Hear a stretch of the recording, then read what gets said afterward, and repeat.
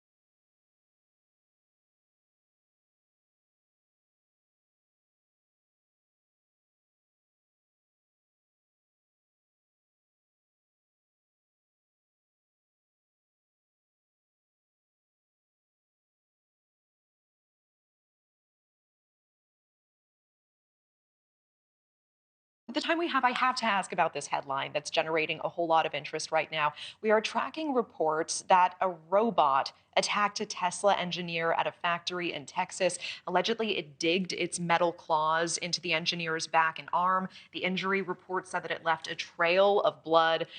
This sounds like a scene from Terminator. What are you tracking on this story? Should we be concerned?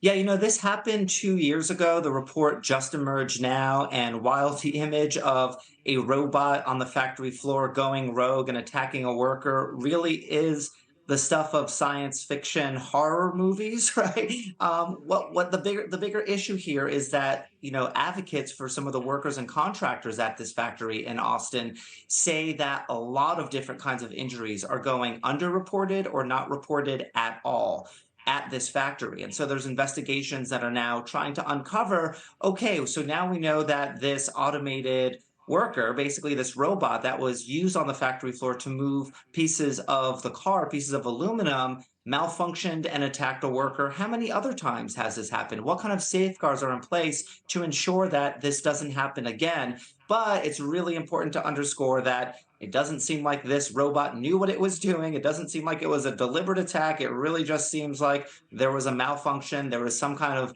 glitch that caused it to attack a worker and injure the worker's hand. But it's not like the robot came to life and, was trying to kill one of the workers on the Tesla factory floor. Just want to make Don't blink, folks.